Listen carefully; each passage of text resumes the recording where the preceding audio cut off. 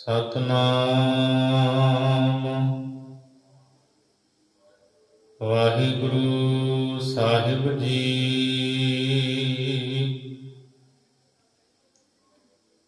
ਓੰਕਾਰ ਆਕਾਰ ਕਰ, ਏਕ ਕਵਾਉ ਪਸਾਉ ਪਸਾਰਾ।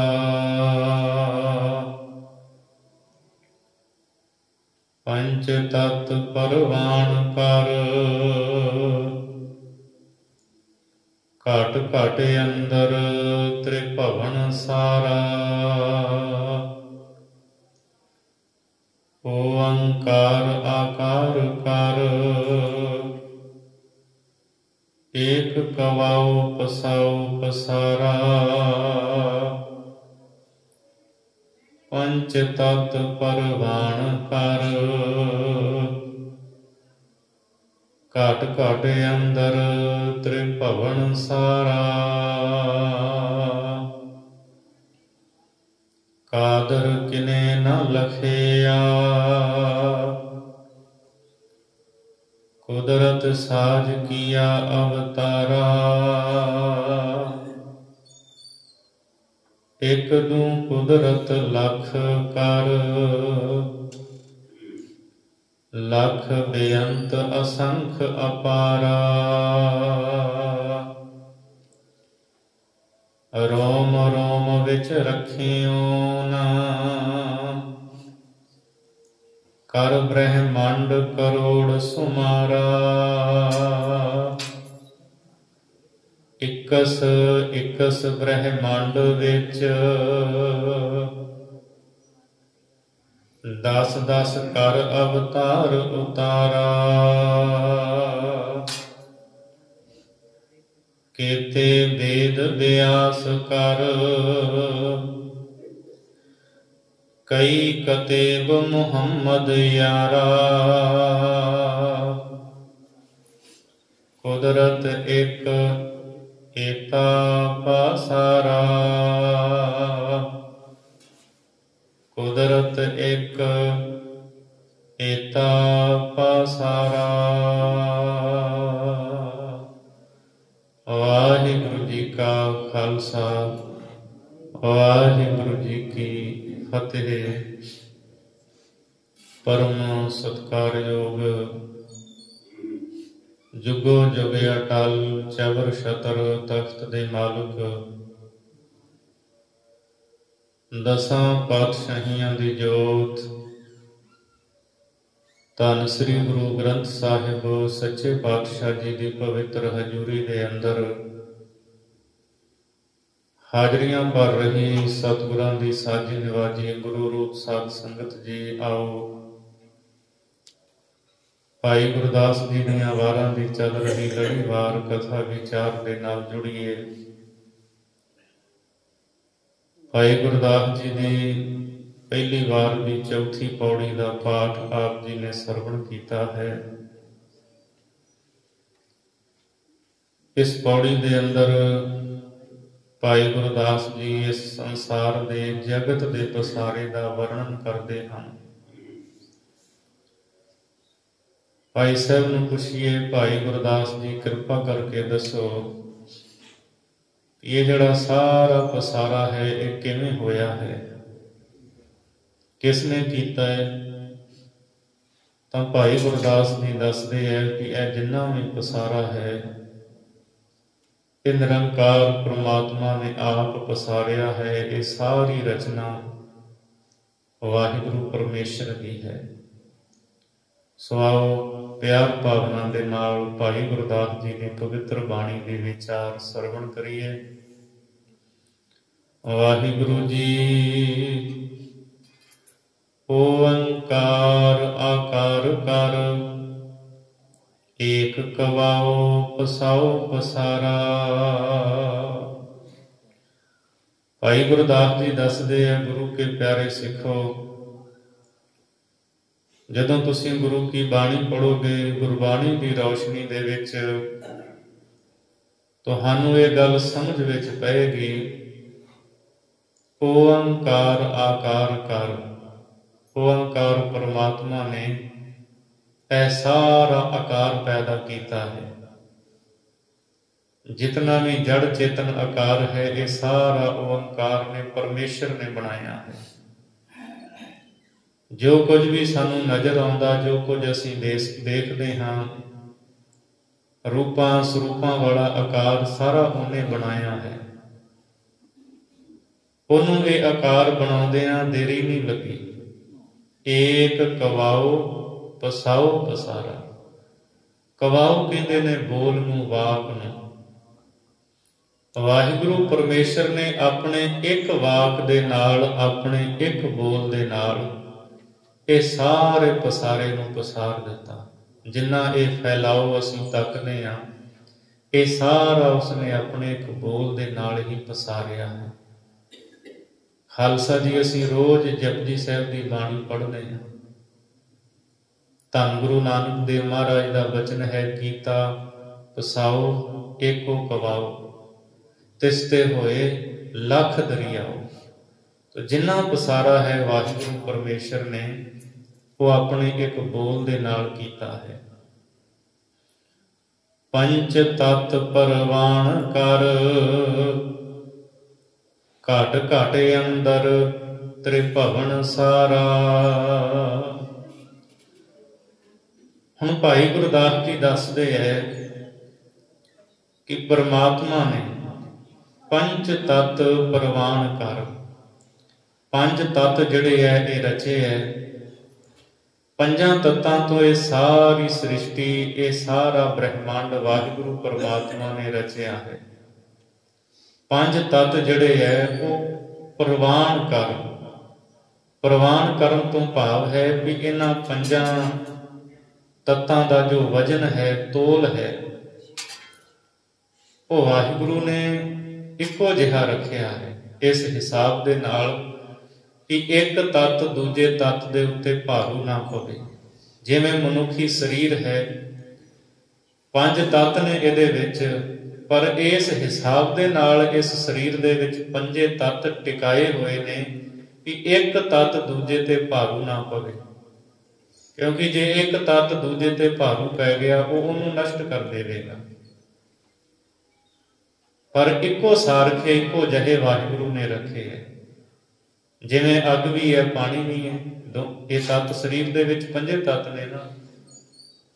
ਪਰ ਜੇ ਅਗਨੀ ਤੱਤ ਅਸੀਂ ਵੇਖੀਏ ਕਿ ਅੱਗ ਪਾਣੀ ਨੂੰ ਸਾੜ ਵੀ ਦਿੰਦੀ ਹੈ, ਤੇ ਦੂਜੇ ਪਾਸੇ ਪਾਣੀ ਅੱਗ ਨੂੰ ਬੁਝਾ ਵੀ ਦਿੰਦਾ ਹੈ।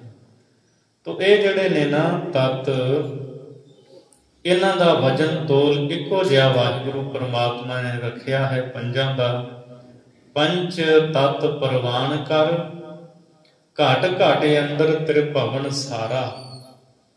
ਤੇ ਹਰੇਕ ਸਰੀਰ ਦੇ ਵਿੱਚ ਤਿੰਨਾਂ ਹੀ ਭਵਨਾਂ ਦਾ ਜੋ ਸਾਰ ਰੂਪ ਹੈ ਪਰਮੇਸ਼ਰ, ਉਹ ਹਰੇਕ ਸਰੀਰ ਦੇ ਵਿੱਚ ਆਪ ਵਸ ਰਿਹਾ ਹੈ, ਸੱਤਾ ਦੇ ਰਿਹਾ ਹੈ, ਚਲਾ ਰਿਹਾ ਹੈ। ਕਾਦਰ ਕਿਨੇ ਨ ਲਖਿਆ, ਕੁਦਰਤ ਸਾਜ ਕੀਆ ਅਵਤਾਰਾ। ਇਸ ਕੁਦਰਤ ਨੂੰ ਸਾਜਣ ਵਾਲਾ, ਸਾਰੀ ਸ੍ਰਿਸ਼ਟੀ ਨੂੰ ਬਣਾਉਣ ਵਾਲਾ ਜੋ ਕਾਦਰ ਹੈ ਪਰਮੇਸ਼ਰ, ਉਹਨੂੰ ਕਿਸੇ ਨੇ ਵੇਖਿਆ ਨਹੀਂ। ਪੂਰਨ ਤੌਰ ਤੇ ਉਸ ਨੂੰ ਕਿਸੇ ਨੇ ਨਹੀਂ ਜਾਣਿਆ। ਕੁਦਰਤ ਸਾਜ ਕੀਆ ਅਵਤਾਰਾ। ਕਰਤੇ ਪੁਰਖ ਪਰਮਾਤਮਾ ਨੇ ਆਪਣੀ ਕੁਦਰਤ ਦੇ ਦੁਆਰਾ, ਆਪਣੀ ਮਾਇਆ ਸ਼ਕਤੀ ਦੇ ਰਾਹੀਂ ਇਹ ਸਾਰੇ ਸੰਸਾਰ ਨੂੰ ਸਾਜਿਆ ਬਣਾਇਆ ਹੈ। ਅਵਤਾਰ ਇਤਿਆਦਿਕ ਜਿੰਨੇ ਵੀ ਨੇ, ਬ੍ਰਹਮਾ ਇਤਿਆਦਿਕ ਹੋਰ ਜਿੰਨੇ ਵੀ ਅਵਤਾਰ ਹਨ, ਇਹ ਸਾਰੇ ਹੀ ਉਸਨੇ ਆਪ ਪੈਦਾ ਕੀਤੇ ਹੈ, ਸਾਰੇ ਉਸੇ ਦੇ ਹੀ ਬਣਾਏ ਹੋਏ ਹੈ। ਇੱਕ ਦੂ ਕੁਦਰਤ ਲੱਖ ਕਰ, ਲੱਖ ਬੇਅੰਤ ਅਸੰਖ ਅਪਾਰਾ। ਉਸਨੇ ਇੱਕ ਕੁਦਰਤ ਤੋਂ, ਇੱਕ ਮਾਇਆ ਤੋਂ ਲੱਖਾਂ ਹੀ ਬ੍ਰਹਿਮੰਡ ਜਿਹੜੇ ਹੈ ਉਹ ਬਣਾ ਦਿੱਤੇ ਹੈ। ਇੱਕ ਦੂ ਕੁਦਰਤ ਲੱਖ ਕਰ, ਲੱਖ ਬੇਅੰਤ ਅਸੰਖ ਅਪਾਰਾ। ਲੱਖਾਂ ਹੀ ਲੱਖਾਂ ਤੋਂ ਬੇਅੰਤ, ਜਿਨ੍ਹਾਂ ਦਾ ਕੋਈ ਅੰਤ ਨਹੀਂ। ਅਸੰਖ ਅਗਰ ਅਣਗਿਣਤ ਹੀ, ਅਪਾਰਾ ਜਿਨ੍ਹਾਂ ਦਾ ਕੋਈ ਪਾਰਾਵਾਰ ਨਹੀਂ। ਇਹ ਚਾਰ ਸ਼ਬਦ ਵਰਤੇ ਹੈ ਭਾਈ ਗੁਰਦਾਸ ਜੀ ਨੇ। ਲੱਖ ਬੇਅੰਤ ਅਸੰਖ ਅਪਾਰਾ, ਭਾਵ ਇਹ ਹੈ ਕਿ ਚੌਹਾਂ ਯੁੱਗਾਂ ਦੇ ਵਿੱਚ ਲੱਖਾਂ ਹੀ, ਬੇਅੰਤ ਹੀ, ਅਸੰਖ ਹੀ, ਪਾਰਾਵਾਰ ਤੋਂ ਰਹਿਤ ਵਾਹਿਗੁਰੂ ਪਰਮਾਤਮਾ ਨੇ ਸਾਜਨਾ ਕੀਤੀ ਹੈ। ਇਹ ਸਾਰੀ ਜਿਹੜੀ ਰਚਨਾ ਹੈ ਪਰਮੇਸ਼ਰ ਨੇ ਰਚੀ ਹੈ ਉਹ ਇੱਕ, ਉਹਦੀ ਸ਼ਕਤੀ ਇੱਕ ਹੈ ਰਚਣ ਵਾਲੀ। ਤੇ ਜਿਹੜੀਆਂ ਅੱਗੇ ਰਚਨਾਵਾਂ ਨੇ ਪਰਮੇਸ਼ਰ ਨੇ ਕੀਤੀਆਂ ਉਹ ਲੱਖਾਂ ਹੀ ਨੇ, ਅਸੰਖ, ਅਣਗਿਣਤ, ਕਿਸੇ ਗਿਣਤੀ ਵਿੱਚ ਨਹੀਂ ਆਉਂਦੀਆਂ। ਰੋਮ ਰੋਮ ਵਿੱਚ ਰੱਖੀ ਓਨ, ਕਰ ਬ੍ਰਹਿਮੰਡ ਕਰੋੜ ਸੁਮਾਰਾ। ਫਿਰ ਇੱਕ ਬ੍ਰਹਿਮੰਡ ਨਹੀਂ ਉਹਨੇ ਸਾਜਿਆ, ਕਰੋੜਾਂ ਦੀ ਗਿਣਤੀ ਦੇ ਵਿੱਚ ਉਹਨੇ ਬ੍ਰਹਿਮੰਡ ਸਾਜੇ ਹੈ। ਤੇ ਫਿਰ ਕਰੋੜਾਂ ਦੀ ਗਿਣਤੀ ਵਿੱਚ ਜਿਹੜੇ ਬ੍ਰਹਿਮੰਡ ਨੇ ਨਾ, ਉਹਦੇ ਇੱਕ ਇੱਕ ਰੋਮ ਦੇ ਵਿੱਚ ਵਸਦੇ ਹੈ। ਕੋਟ ਬ੍ਰਹਿਮੰਡ ਕੋ ਠਾਕੁਰ ਸੁਆਮੀ, ਸਰਬ ਜੀਆਂ ਕਾ ਦਾਤਾ ਰੇ। ਪ੍ਰਤ ਪਾਲੈ ਨਿਤ ਸਾਰ ਸੰਭਾਲੇ, ਇੱਕ ਗੁਣ ਨਹੀਂ ਮੂਰਖ ਜਾਤਾ ਰੇ। ਕਰੋੜਾਂ ਬ੍ਰਹਿਮੰਡਾਂ ਦਾ ਉਹ ਮਾਲਕ ਹੈ। ਭਾਈ ਗੁਰਦਾਸ ਜੀ ਕਹਿੰਦੇ ਕਰੋੜਾਂ ਦੀ ਗਿਣਤੀ ਵਿੱਚ ਜਿਹੜੇ ਬ੍ਰਹਿਮੰਡ ਨੇ ਨਾ, ਵਾਹਿਗੁਰੂ ਨੇ ਆਪਣੇ ਇੱਕ ਰੋਮ ਦੇ ਵਿੱਚ ਰੱਖੇ ਹੋਏ ਹੈ। ਮਤਲਬ ਅਸੰਖ ਹੀ, ਅਣਗਿਣਤ ਹੀ ਬ੍ਰਹਿਮੰਡ ਜਿਹੜੇ ਨੇ ਨਾ ਪਰਮਾਤਮਾ ਨੇ ਸਾਜੇ ਹੋਏ ਹੈ।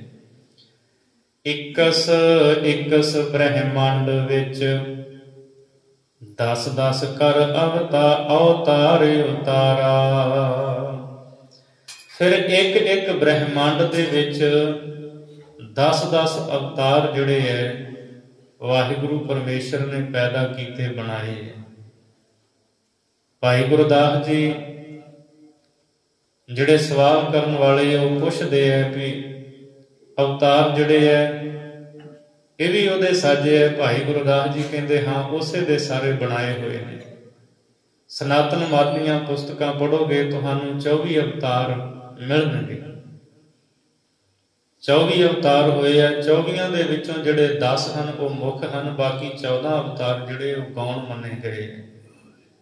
10 ਅਵਤਾਰ ਜਿਹੜੇ ਨੇ ਮੱਛ, ਕੱਛ, ਵਰਾਹ ਤੇ ਸਤਜੁਗ ਦੇ ਫਿਰ ਨਰਸਿੰਘ ਤੇ ਵਾਮਨ, ਇਹ ਪਰਸਰਾਮ, ਸ਼੍ਰੀ ਰਾਮਚੰਦਰ,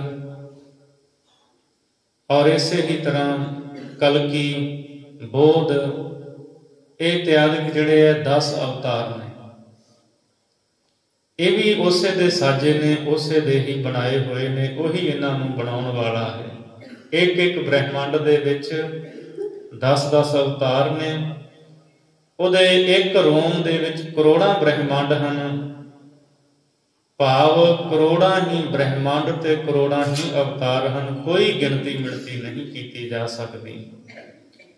ਕੇਤੇ ਬੇਦ ਬਿਆਸ ਕਰ, ਕਈ ਕਤੇਬ ਮੁਹੰਮਦ ਯਾਰਾ। ਵੇਦਾਂ ਦੇ ਵਕਤੇ ਕਈ ਬਿਆਸ ਰਿਸ਼ੀ, ਬਿਆਸ ਵਰਗੇ ਵਿਦਵਾਨ ਬਣਾਏ ਹੈ ਪਰਮੇਸ਼ਰ ਨੇ। ਇੱਕ ਦੋ ਨਹੀਂ, ਕਈ ਬਿਆਸ ਜਿਹੜੇ ਹੈ ਉਹ ਪੈਦਾ ਕੀਤੇ ਹੈ। ਕਈ ਕਤੇਬ, ਇਸਲਾਮ ਦੀਆਂ 4 ਕਤੇਬਾਂ ਹਨ, ਕੁਰਾਨ, ਅੰਜੀਲ, ਤੌਰੇਤ, ਜੰਬੂਰ। ਭਾਈ ਸਾਹਿਬ ਜੀ ਕਹਿੰਦੇ ਕਰੋੜਾਂ ਬ੍ਰਹਿਮੰਡ ਨੇ, ਕਰੋੜਾਂ ਹੀ ਕਤੇਬਾਂ ਹਨ। ਕਈ ਕਤੇਬ, ਕਈ ਕਤੇਬਾਂ ਨੇ। ਮੁਹੰਮਦ ਯਾਰਾ, ਤੇ ਕਈ ਮੁਹੰਮਦ ਹਨ। ਕਈ ਮੁਹੰਮਦ ਸਾਹਿਬ ਤੇ ਕਈ ਹੀ ਉਹਦੇ ਯਾਰਾ, ਉਹਦੇ ਯਾਰ ਹਨ। ਇਸਲਾਮ ਦੇ ਵਿੱਚ ਜਿਹੜੇ ਖਲੀਫੇ ਹੋਏ ਨੇ ਉਹਨਾਂ ਵਾਸਤੇ ਇਹ ਸ਼ਬਦ ਵਰਤਿਆ ਜਾਂਦਾ ਯਾਰ। ਪ੍ਰਸਿੱਧ ਜਿਹੜੇ ਉਹ 4 ਯਾਰ ਹੋਏ ਹੈ, 4 ਖਲੀਫੇ ਜਿਹੜੇ ਉਹ ਪ੍ਰਸਿੱਧ ਹੋਏ ਹੈ, ਇਸਲਾਮ ਦੇ ਵਿੱਚ ਮੰਨੇ ਗਏ ਹੈ। ਖਲੀਫੇ ਉਹਨਾਂ ਨੂੰ ਕਿਹਾ ਜਾਂਦਾ ਹੈ। ਮੁਹੰਮਦ ਸਾਹਿਬ ਤੋਂ ਬਾਅਦ ਜਿਹੜੇ ਫਿਰ ਇਸਲਾਮ ਦਾ, ਧਰਮ ਦਾ ਪ੍ਰਚਾਰ ਕਰਦੇ ਹੈ, ਧਰਮ ਦੇ ਆਗੂ ਬਣ ਕੇ, ਤੇ ਨਾਲ ਉਹ ਰਾਜ ਦਾ ਪ੍ਰਬੰਧ ਵੀ ਕਰਦੇ ਹੈ, ਉਹਨਾਂ ਨੂੰ ਖਲੀਫੇ ਕਿਹਾ ਜਾਂਦਾ ਹੈ। ਵੈਸੇ ਤਾਂ ਬਹੁਤ ਨੇ। ਜਦੋਂ ਅਸੀਂ ਇਸਲਾਮ ਦੀ ਤਵਾਰੀਖ ਪੜ੍ਹਦੇ ਹਾਂ, ਕਈ ਨਿਯਤ ਕੀਤੇ, ਕਈ ਸੁਤੰਤਰ ਨੇ, पर ਜਿਹੜੇ 4 यार ने 4 खलीफे वो प्रसिद्ध मने गए। अबू बकर, उमर, उस्मान ते अली। अबू बकर ते उमर ये जिहड़े ये मुहम्मद साहब दे दोवें सहुरे सन।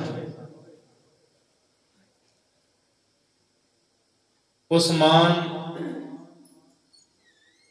ये मुहम्मद साहब का जवाई सी। मुहम्मद साहब महान कोश अनुसार मुहम्मद साहब दीयां 2 बेटियां की शादी इहदे नाल हुई सी। ते जिहड़ा अली है चौथा खलीफा, मुहम्मद साहब की बेटी फातिमा ਉਹਦਾ निकाह होया सी अली दे नाल। जिक्र आउंदा एक बार अली ने शिकायत की मुहम्मद साहब नूं कि तुहाडी बेटी फातिमा मेरे आखे नहीं लगती, गल नहीं मनती। तो मुहम्मद साहब ने कहते सद के फातिमा नूं समझाया सी। कहंदे मैं तैनूं बहिश्त दीयां चाबियां दित्तियां, वो बीबी कदूरी लै गई है। बीबी फातिमा बीबी कदूरी कोल गई, पुछया भी बहिश्त दीयां चाबियां कित्थे ने? कहंदी बहिश्त दीयां चाबियां यही ने जो पति की आग्या विच रहना है, आखे लगना है, गल मननी है। सो ये बहिश्त दीयां चाबियां हैं। तो फिर बीबी फातिमा समझ गई सी और फिर बहुत पति का सत्कार करन लग पई।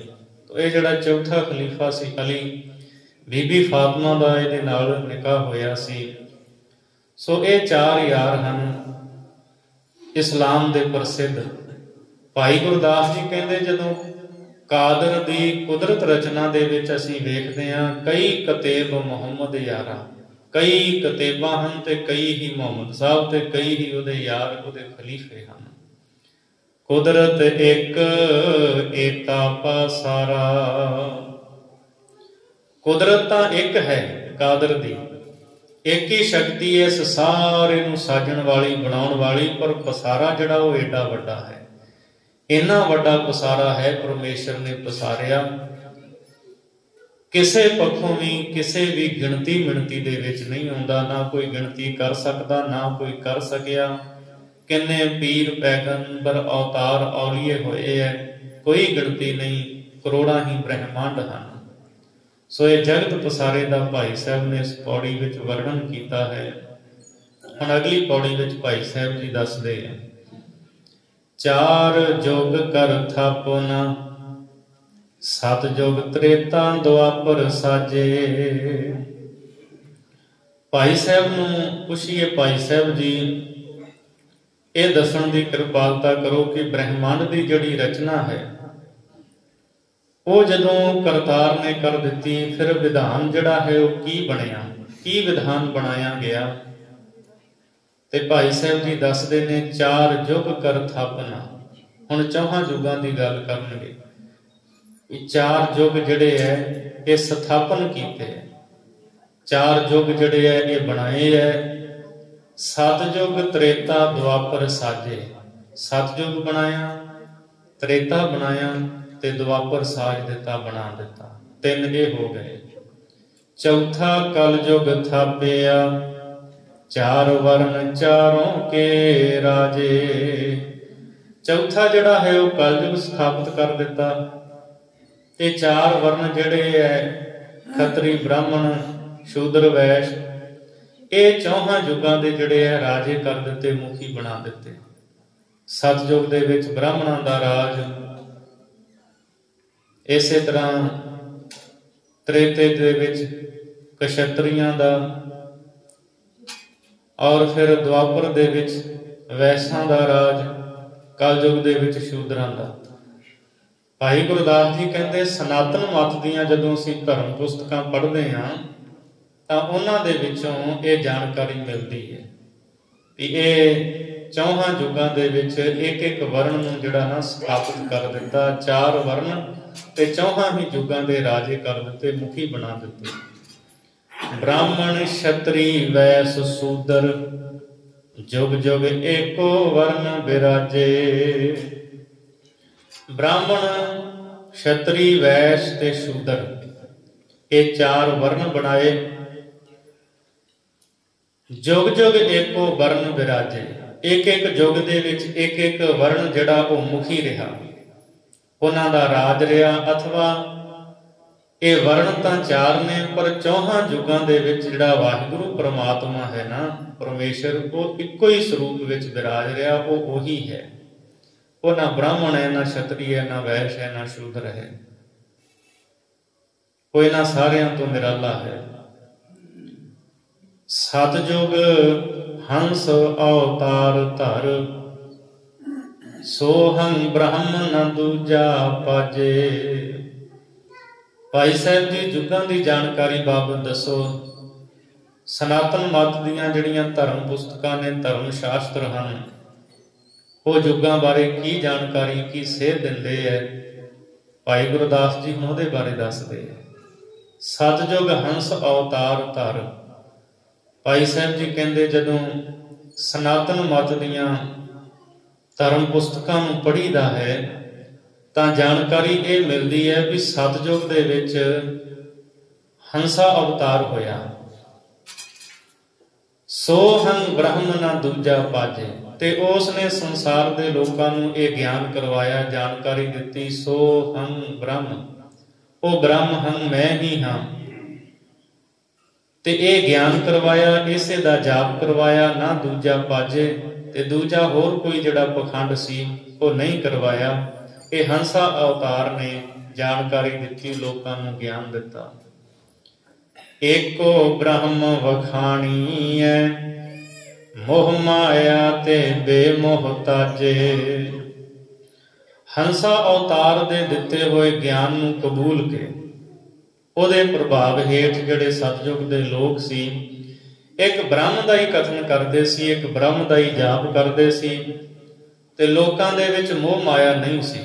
मोह माया ते बेमोहताजे, मोह माया तो बेमोहताज रहिंदे सी।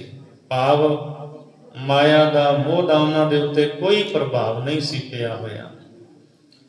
करन तपस्या बन विखै, वक्त गुजारन पिन्नी सागे।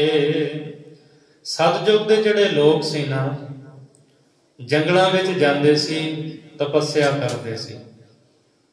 गुरमत तो पहला दा जो पहरा सी ना, सब उस वेले दी गल करदे आ भाई गुरदास जी, कि जिहड़े सनातन मत दे धर्म पुस्तक ने, ये सारी जानकारी उन्हां दे विच दर्ज है। ते उत्थों ये पता लगदा है कि उदों दे जिहड़े लोग सी ना, सतयुग दे जंगलां विच जांदे सी, तपस्या करदे सी। वक्त गुजारन पिन्नी सागे, साग घाह फूस ओदियां पिन्नियां बना करके उन्होंने उबाल के खांदे सन। इस तरह जिहड़ा सी वो समा उदों दे लोग लंघाउंदे सी। जंगल विच रहना, उत्थे तपस्या करनी, कंद मूल खा लेना, जंगल दे फल खा लेने, पत्ते खा लेने, धरती दे विच जिवें गाजर मूली हुंदी है, ये खा के गुजारा कर लेना। सो इस तरह पिन्नी सागे, साग दियां पत्तरियां दियां पिन्नियां इत्यादि बना के उबाल के अपना समा लगाते सी। लख वरियां दी आरजा, कोठे कोट न मंदर साजे। फिर भाई साहब नूं पुछिए भी सतयुग दे विच मनुखी शरीर दी उम्र दा विधान की सी? उदों लोकां दी उम्र किन्नी हुंदी सी? भाई गुरदास जी कहते ये भी तुहानूं दस दिंदा हां। सनातन मत दे जिहड़े धर्म पुस्तक ने उन्हां दे विच ये दर्ज है भी सतयुग दे विच लख वरियां दी आरजा, 1 लाख वरा, 1 लाख साल बंदे दी उम्र हुंदी सी। पर फिर भी कोठे कोट ना मंदिर साजे, कच्चे कोठे कोट किले ते मंदिर, पक्के मंदिर जिहड़े लोग नहीं सी बनाउंदे। जे कोई पुछदा सी कि कोई ना थोड़ी उम्र लंघ जाना समा, इसे तरह ही समा लंघा दिंदे सी। असीं जद महाराज की बाणी पढ़ते हैं, सतगुरु ने मारकंडे ऋषि का जिक्र किया है। मारकंडे ते को अधिकाई, ਜਿਨ ਤ੍ਰਿਣ ਧਰ ਮੂੰਡ ਬੁਲਾਏ।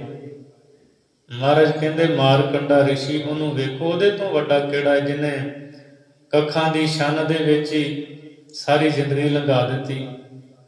ਜੇ ਕਿਤੇ ਕੱਖਾਂ ਦੀ ਛੰਨ ਟੁੱਟ ਜਾਣੀ, ਫਿਰ ਕੱਖ ਕਾਨੇ ਲੈ ਕਰਕੇ ਫਿਰ ਕੱਖਾਂ ਦੀ ਛੰਨ ਬਣਾ ਲੈਣੀ। ਜੇ ਕਿਸੇ ਨੇ ਕਹਿਣਾ ਵੀ ਕੋਈ ਕਿਲੇ ਬਣਾ ਲਾ, ਕੋਈ ਵੱਡਾ ਪੱਕਾ ਮਹੱਲ ਬਣਾ ਲਾ, ਕਹਿਣਾ ਵੀ ਬਸ ਚਲੇ ਹੀ ਜਾਣਾ ਦੁਨੀਆ ਤੋਂ, ਕਿਹੜਾ ਜਿਉਂਦੇ ਰਹਿਣਾ। ਏਦਾਂ ਕਹਿ ਕੇ ਸਮਾਂ ਲੰਘਾ ਦਿੰਦਾ ਸੀ।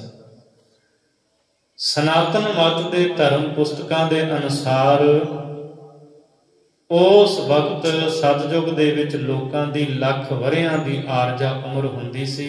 ਨਾ ਕੋਠੇ ਨਾ ਮੰਡਪ ਮਹਿਲ ਕੁਝ ਨਹੀਂ ਸੀ ਬਣਾਉਂਦੇ। ਇੱਕ ਬਿਨ ਸਹਿ ਇੱਕ ਅਸਥਿਰ ਗਾਜੇ। ਪਰ ਲੋਕਾਂ ਦੇ ਵਿੱਚ ਫਿਰ ਵੀ ਹਉਮੈ ਸੀ। ਹਉਮੈ ਉਹਨਾਂ ਦੇ ਵੀ ਅੰਦਰ ਸੀ। ਇੱਕ ਬਿਨ ਸਹਿ ਇੱਕ ਬਿਨਸ ਜਾਂਦੇ ਸਨ, ਨਾਸ ਹੋ ਜਾਂਦੇ ਸਨ। ਇਹ ਕਹਿੰਦੇ ਸੀ ਤੁਰ ਹੀ ਜਾਣਾ ਹੈ। ਕਈ ਐਸੇ ਸਨ, ਇੱਕ ਐਸੇ ਉਹ ਕਹਿੰਦੇ ਸਨ ਵੀ ਇੱਥੇ ਰਹਿਣਾ ਹੈ, ਇੱਥੇ ਹੀ ਟਿਕੇ ਰਹਿਣਾ ਹੈ। ਇੱਕ ਤੁਰ ਜਾਂਦਾ ਸੀ, ਦੂਜਾ ਕਹਿੰਦਾ ਸੀ ਵੀ ਮੈਂ ਤੇ ਅਜੇ ਮਰਨਾ ਨਹੀਂ। ਉਹ ਆਪਣੇ ਆਪ ਨੂੰ ਸਦਾ ਰਹਿਣ ਵਾਲਾ ਮੰਨਦੇ ਸਨ। ਇੱਕ ਬਿਨ ਸਹਿ ਇੱਕ ਅਸਥਿਰ ਮਾਨੈ, ਅਚਰਜ ਲਖਿਓ ਨਾ ਜਾਈ। ਇਹ ਅਚਰਜ ਗੱਲ ਸੀ। ਸੋ ਇਹ ਸਤਿਯੁਗ ਦਾ ਹਾਲ ਦੱਸਿਆ। ਹੁਣ ਭਾਈ ਸਾਹਿਬ ਨੂੰ ਪੁੱਛੀਏ, ਭਾਈ ਗੁਰਦਾਸ ਜੀ, ਸਨਾਤਨ ਮਤ ਦੇ ਧਰਮ ਪੁਸਤਕਾਂ ਦੇ ਵਿੱਚ ਤ੍ਰੇਤੇ ਬਾਰੇ ਕੀ ਵਰਣਨ ਹੈ? ਤ੍ਰੇਤੇ ਯੁੱਗ ਬਾਰੇ ਸਾਨੂੰ ਇਹਦੀ ਵੀ ਜਾਣਕਾਰੀ ਕਰਾਓ, ਇਹਦੇ ਬਾਰੇ ਵੀ ਦੱਸੋ।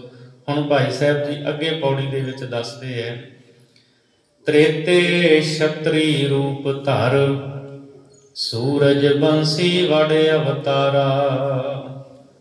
ਭਾਈ ਗੁਰਦਾਸ ਜੀ ਕਹਿੰਦੇ ਜਿਹੜਾ ਤ੍ਰੇਤਾ ਯੁੱਗ ਹੈ ਨਾ, ਤ੍ਰੇਤੇ ਯੁੱਗ ਦੇ ਵਿੱਚ ਵਿਸ਼ਨੂੰ ਦਾ ਅਵਤਾਰ ਹੋਇਆ, ਛਤਰੀ ਰੂਪ ਧਾਰਿਆ ਤੇ ਸੂਰਜ ਬੰਸੀ, ਸੂਰਜ ਬੰਸ ਦੇ ਵਿੱਚ ਵੱਡਾ ਅਵਤਾਰ ਹੋਇਆ।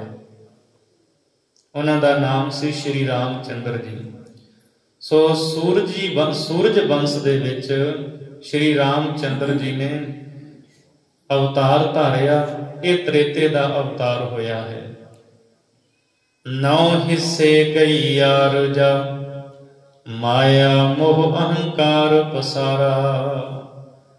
ਭਾਈ ਗੁਰਦਾਸ ਜੀ ਸਤਿਯੁਗ ਦੇ ਵਿੱਚ ਤਾਂ ਕਹਿੰਦੇ ਲੱਖ ਵਰ੍ਹਿਆਂ ਦੀ ਉਮਰ ਹੁੰਦੀ ਸੀ, ਤੇ ਤ੍ਰੇਤੇ ਦੇ ਵਿੱਚ ਵੀ ਕੋਈ ਉਮਰ ਦਾ ਵਿਧਾਨ ਸੀ, ਕੋਈ ਇਹੋ ਜਿਹੀ ਗੱਲਬਾਤ ਸੀ?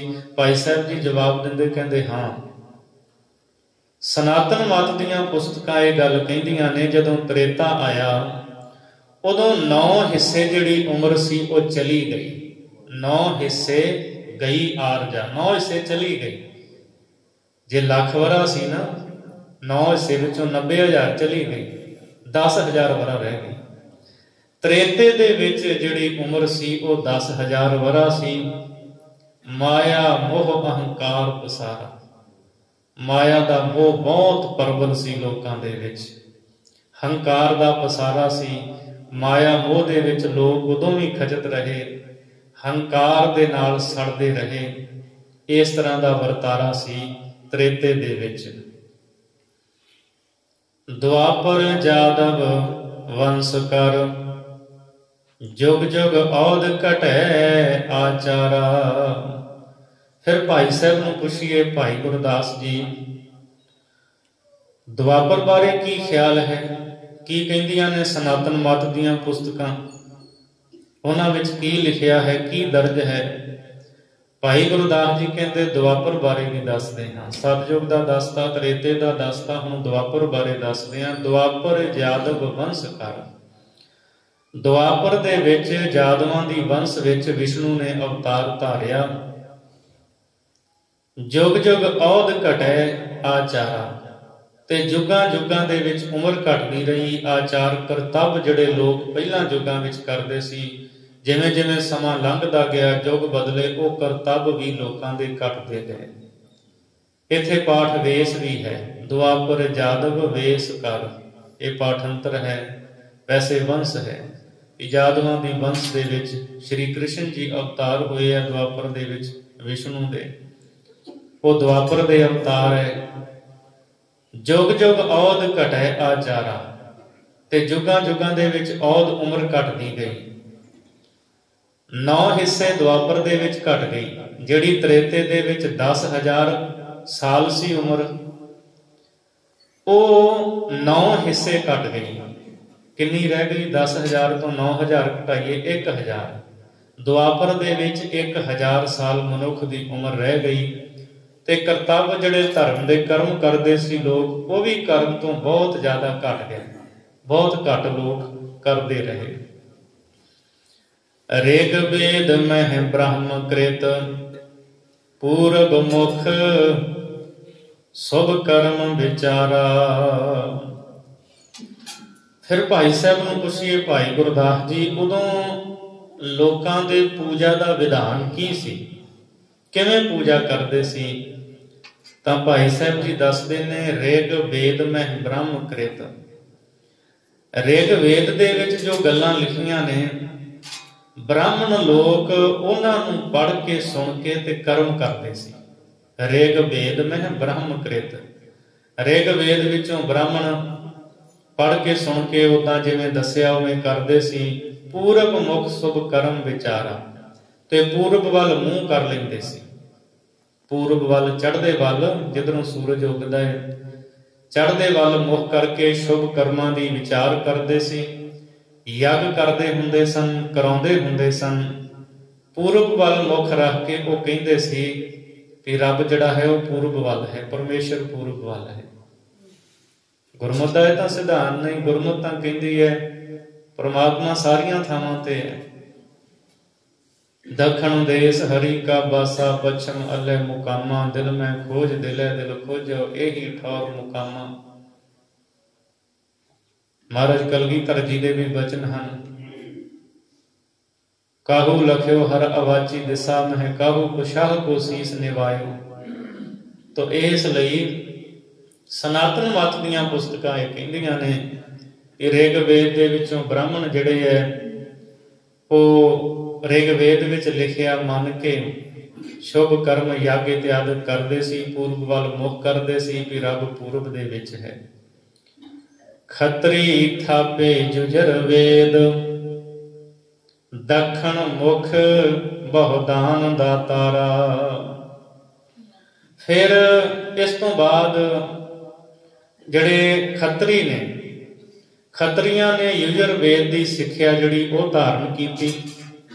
ਉਹ ਦੱਖਣ ਵੱਲ ਮੁਖ ਕਰਕੇ ਦਾਨ ਦਿਆ ਕਰਦੇ ਸਨ। ਵੱਡੇ ਦਾਨੀ ਕਹਾਉਂਦੇ ਸੀ ਆਪਣੇ ਆਪ ਨੂੰ। ਬ੍ਰਾਹਮਣ ਜਿਹੜੇ ਸੀ ਉਹ ਪੂਰਬ ਵੱਲ ਮੁਖ ਕਰਦੇ ਸੀ। ਖੱਤਰੀ ਯੁਜਰ ਵੇਦ ਦੀ ਸਿੱਖਿਆ ਨੂੰ ਮੰਨ ਕੇ ਦੱਖਣ ਵੱਲ ਮੂੰਹ ਕਰਕੇ ਤੇ ਬਹੁਤ ਸਾਰਾ ਦਾਨ ਦਿਆ ਕਰਦੇ ਸਨ। ਵੈਸੋਂ ਥਾਪਿਆ ਸ਼ਿਆਮ ਵੇਦ, ਪੱਛਮ ਮੁਖ ਕਰ ਸੀਸ ਨਿਵਾਰਾ। ਭਾਈ ਗੁਰਦਾਸ ਜੀ ਕਹਿੰਦੇ ਤੁਹਾਨੂੰ ਹੋਰ ਅੱਗੇ ਦੱਸਦੇ ਹਾਂ। ਸਨਾਤਨ ਮਤ ਦੀਆਂ ਧਰਮ ਪੁਸਤਕਾਂ ਇਸ ਤਰ੍ਹਾਂ ਬਿਆਨ ਕਰਦੀਆਂ ਨੇ, ਜਿਹੜਾ ਸ਼ਾਮ ਵੇਦ ਹੈ, ਵੈਸ ਜਿਹੜੇ ਉਹ ਸਾਮ ਵੇਦ ਦੀ ਸਿੱਖਿਆ ਨੂੰ ਮੰਨ ਕੇ ਉਹ ਪੱਛਮ ਵੱਲ ਮੁਖ ਕਰਦੇ ਹੁੰਦੇ ਸੀ। ਉਹ ਪੱਛਮ ਵੱਲ ਮੁਖ ਕਰਕੇ ਸੀਸ ਨਿਵਾਇਆ ਕਰਦੇ ਸਨ, ਨਮਸਕਾਰਾਂ ਕਰਦੇ ਸਨ। ਉਹ ਇਹ ਮੰਨਦੇ ਸੀ ਵੀ ਜਿਹੜਾ ਰੱਬ ਹੈ, ਪਰਮੇਸ਼ਰ ਹੈ, ਉਹ ਪੱਛਮ ਵੱਲ ਵੱਸਦਾ ਹੈ। ਉਹ ਉਧਰ ਨੂੰ ਸਿਰ ਨਿਵਾਉਂਦੇ ਹੁੰਦੇ ਸਨ। ਸੋ ਭਾਈ ਗੁਰਦਾਸ ਨੇ ਇਹ ਦੱਸਿਆ ਹੈ। ਵੱਖ-ਵੱਖ ਸਮੇਂ ਵਿੱਚ ਖੱਤਰੀ, ਬ੍ਰਾਹਮਣ, ਇਸੇ ਤਰ੍ਹਾਂ ਵੈਸ, ਇਹ ਤਿੰਨਾਂ ਯੁੱਗਾਂ ਵਿੱਚ ਜਿਵੇਂ ਦੇ ਕਰਮ ਕਰਦੇ ਰਹੇ, ਜਿਵੇਂ ਦੇ ਇਹਨਾਂ ਦੀਆਂ ਮਨੌਤਾਂ ਸਨ, ਜਿਵੇਂ ਪੂਜਾ ਦਾ ਵਿਧਾਨ ਸੀ, ਉਹ ਸਾਰਾ ਦੱਸਿਆ ਵੀ ਇਸ ਤਰ੍ਹਾਂ ਲੋਕ ਕਰਿਆ ਕਰਦੇ ਸੀ। ਹੁਣ ਅੱਗੇ ਇਹ ਦੱਸਦੇ ਹੈ, ਰਿਗ ਨੀਲੰਬਰ ਜੁਜਰ ਪੀਤ, ਸਵੇਤੰਬਰ ਕਰ ਸਿਆਮ ਸੁਧਾਰਾ। ਭਾਈ ਸਾਹਿਬ ਨੂੰ ਪੁੱਛੀਏ, ਭਾਈ ਸਾਹਿਬ ਜੀ ਤੁਸੀਂ ਕਿਰਪਾ ਕਰਕੇ ਇਹ ਦੱਸੋ, ਇਹ ਜਿਹੜੇ ਮੱਤਾਂ, ਵੱਖ-ਵੱਖ ਮੱਤਾਂ ਵਾਲੇ ਲੋਕ ਸਨ, ਇਹਨਾਂ ਦਾ ਪਹਿਰਾਵਾ ਕੀ ਹੁੰਦਾ ਸੀ? ਤਨ ਤੇ ਕਿੱਦਾਂ ਦੇ ਵਸਤਰ ਪਾਉਂਦੇ ਹੁੰਦੇ ਸਨ? ਕਿਹੜੇ ਰੰਗ ਦੇ ਵਸਤਰ ਪਾਉਂਦੇ ਸੀ? ਕੀ ਵਿਧਾਨ ਸੀ? ਤਾਂ ਭਾਈ ਗੁਰਦਾਸ ਜੀ ਹੁਣ ਉਹ ਦੱਸਦੇ ਆ। ਕਹਿੰਦੇ ਆ ਰਿਗ ਨੀਲੰਬਰ, ਜਿਹੜੇ ਰਿਗ ਵੇਦ ਨੂੰ ਪੜ੍ਹਨ ਵਾਲੇ ਸਨ, ਰਿਗ ਵੇਦ ਦੀ ਸਿੱਖਿਆ ਨੂੰ ਮੰਨਣ ਵਾਲੇ ਸੀ, ਉਹ ਨੀਲੇ ਰੰਗ ਦੇ ਕੱਪੜੇ ਪਾਉਂਦੇ ਹੁੰਦੇ ਸੀ। ਨੀਲੰਬਰ, ਨੀਲੇ ਵਸਤਰ ਧਾਰਨ ਕਰਦੇ ਸੀ। ਜਾਂ ਜਦੋਂ ਰਿਗਵੇਦ ਦਾ ਪਾਠ ਕਰਦੇ ਹੁੰਦੇ ਸੀ ਉਦੋਂ ਨੀਲੇ ਵਸਤਰ ਧਾਰਨ ਕਰਦੇ ਸੀ। ਯੁਜਰ ਪੀਤ, ਯੁਜਰਵੇਦ ਦੀ ਸਿੱਖਿਆ ਨੂੰ ਜਿਹੜੇ ਮੰਨਣ ਵਾਲੇ ਲੋਕ ਸਨ ਉਹ ਪੀਲੇ ਕੱਪੜੇ ਪਾਉਂਦੇ ਹੁੰਦੇ ਸਨ, ਪੀਲੇ ਵਸਤਰ ਧਾਰਨ ਕਰਿਆ ਕਰਦੇ ਸਨ। ਸਵੇਤੰਬਰ ਕਰ ਸਿਆਮ ਸੁਧਾਰਾ, ਤੇ ਇਸੇ ਤਰ੍ਹਾਂ ਸ਼ਾਮ ਵੇਦ ਦੀ ਸਿੱਖਿਆ ਨੂੰ ਜਿਹੜੇ ਮੰਨਣ ਵਾਲੇ ਉਹ ਚਿੱਟੇ ਰੰਗ ਦੇ ਸਵੇਤੰਬਰ, ਸਵੇਤ ਨਾਮ ਚਿੱਟੇ ਦਾ ਹੁੰਦਾ ਹੈ, ਉਹ ਚਿੱਟੇ ਰੰਗ ਦੇ ਵਸਤਰ ਧਾਰਨ ਕਰਦੇ ਸੀ। ਇਉਂ ਲੋਕਾਂ ਦੇ ਵੱਖ-ਵੱਖ ਰੰਗਾਂ ਦੇ ਪਹਿਰਾਵੇ ਸੀ। ਤ੍ਰਿਹੋ ਜੁਗੀ ਤ੍ਰੈ ਧਰਮ ਉਚਾਰਾ, ਭਾਈ ਗੁਰਦਾਸ ਜੀ ਕਹਿੰਦੇ ਇਹ ਤਿੰਨਾਂ ਯੁੱਗਾਂ ਦੇ ਵਿੱਚ ਇਹ ਤਿੰਨਾਂ ਤਰ੍ਹਾਂ ਦੇ ਜਿਹੜੇ ਮਤ ਬਹੁਤੇ ਜਿਹੜੇ ਪ੍ਰਚਲਿਤ ਇਹ ਮੈਂ ਤੁਹਾਨੂੰ ਦੱਸੇ। ਸਤਿਯੁਗ ਦੇ ਵਿੱਚ ਹੰਸਾ ਅਵਤਾਰ ਨੂੰ ਲੋਕ ਮੰਨਦੇ ਸੀ, ਉਹਦੀ ਸਿੱਖਿਆ ਤੇ ਚੱਲਦੇ ਸੀ। ਸੋ ਹਮ ਬ੍ਰਹਮ, ਉਹ ਮੈਂ ਹੀ ਬ੍ਰਹਮ ਹਾਂ, ਇਹ ਗਿਆਨ ਹੰਸਾ ਅਵਤਾਰ ਨੇ ਕਰਾਇਆ। ਇਸੇ ਤਰ੍ਹਾਂ ਫਿਰ ਤ੍ਰੇਤੇ ਦੇ ਵਿੱਚ ਛਤਰੀ ਰੂਪ ਧਾਰਿਆ ਸ਼੍ਰੀ ਰਾਮ ਚੰਦਰ ਨੇ, ਉਹਨੂੰ ਪੂਜਣ ਲੱਗੇ, ਉਹਦੀ ਸਿੱਖਿਆ ਮੁਤਾਬਕ ਚੱਲਣ ਲੱਗ ਪਏ। ਔਰ ਇਸੇ ਤਰ੍ਹਾਂ ਦੁਆਪਰ ਦੇ ਵਿੱਚ ਵਿਸ਼ਨੂੰ ਦਾ ਕ੍ਰਿਸ਼ਨ ਜੀ ਉਹ ਅਵਤਾਰ ਹੋਏ ਤੇ ਉਹਦੇ ਪਿੱਛੇ ਲੱਗ ਕੇ ਲੋਕ ਉਹਨਾਂ ਦੀ ਸਿੱਖਿਆ ਨੂੰ ਮੰਨ ਕੇ ਤੇ ਉਸ ਤਰ੍ਹਾਂ ਕਰਨ ਲੱਗ ਪਏ। ਇਹ ਤਿੰਨਾਂ ਯੁੱਗਾਂ ਦਾ ਜਿਹੜਾ ਹੈ ਧਰਮ ਜੋ ਜੋ ਲੋਕ ਕਰਦੇ ਸੀ ਇਹ ਵੱਖ-ਵੱਖ ਤਰ੍ਹਾਂ ਮੈਂ ਉਚਾਰਨ ਕੀਤਾ। ਔਰ ਜਿਵੇਂ ਸਨਾਤਨ ਮਤ ਦੀਆਂ ਪੁਸਤਕਾਂ ਵਿੱਚ ਦਰਜ ਹੈ ਉਹ ਮੈਂ ਤੁਹਾਨੂੰ ਦੱਸ ਦਿੱਤਾ ਹੈ। ਹੁਣ ਭਾਈ ਗੁਰਦਾਸ ਜੀ ਅਗਲੀ ਪੌੜੀ ਦੇ ਵਿੱਚ ਕਲਯੁਗ ਦਾ ਖਾਲਸਾ ਜੀ ਵਰਣਨ ਕਰਨਗੇ। ਸਤਿਗੁਰੂ ਪਾਤਸ਼ਾਹ ਗੁਰੂ ਗ੍ਰੰਥ ਸਾਹਿਬ ਜੀ ਦੀ ਬਾਣੀ ਦਾ ਜਿਹੜਾ ਸਿਧਾਂਤ ਹੈ ਉਹ ਅੱਗੇ ਜਾ ਕੇ ਭਾਈ ਸਾਹਿਬ ਜੀ ਦੱਸਣਗੇ, ਕਿਉਂਕਿ ਕੁਝ ਗੱਲਾਂ ਅਸੀਂ ਭਾਈ ਗੁਰਦਾਸ ਦੀਆਂ ਵਾਰਾਂ ਵਿੱਚ ਜਦੋਂ ਸਰਵਣ ਕਰਾਂਗੇ ਸਾਨੂੰ ਇਉਂ ਲੱਗੇਗਾ ਵੀ ਇਹ ਗੁਰਮਤਿ ਦਾ ਤਾਂ ਵਿਸ਼ਾ ਹੈ ਨਹੀਂ। ਭਾਈ ਸਾਹਿਬ ਨੇ ਸਵਾਲ ਕਰਨ ਵਾਲਿਆਂ ਨੂੰ ਦੱਸਿਆ ਹੈ ਕਿ ਸਨਾਤਨ ਮਤ ਦੇ ਜਿਹੜੇ ਧਰਮ ਗ੍ਰੰਥ ਨੇ ਉਹਨਾਂ ਦੇ ਵਿੱਚ ਆਹ ਗੱਲਾਂ ਦਰਜ ਨੇ, ਤੇ ਗੁਰਮਤਿ ਦਾ ਸਿਧਾਂਤ ਅੱਗੇ ਦੱਸਣਗੇ ਵੀ ਗੁਰਮਤਿ ਇਸ ਤਰ੍ਹਾਂ ਬਿਆਨ ਕਰਦੀ ਹੈ, ਇਸ ਤਰ੍ਹਾਂ ਦੱਸਦੀ ਹੈ। ਸੋ ਇੱਥੋਂ ਤੱਕ 6 ਪੌੜੀਆਂ ਦੀ ਵਿਚਾਰ ਹੋਈ ਹੈ। ਸਤਿਗੁਰੂ ਮਿਹਰਾਮਤ ਕਰਨ, ਵਿਚਾਰਾਂ ਕਰਦਿਆਂ ਬੇਅੰਤ ਭੁੱਲਾਂ ਹੋ ਗਈਆਂ ਹੋਣਗੀਆਂ। ਧੰਨ ਗੁਰੂ ਗ੍ਰੰਥ ਸਾਹਿਬ ਜੀ ਮਹਾਰਾਜ, ਗੁਰੂ ਸੰਗਤ ਨੇ ਭੁੱਲਾਂ ਦੀ ਖਿਮਾ ਬਖਸ਼ਣੀ, ਅਗਾਂ ਵਾਸਤੇ ਸੁਮਤ ਬਖਸ਼ਣੀ ਜੀ।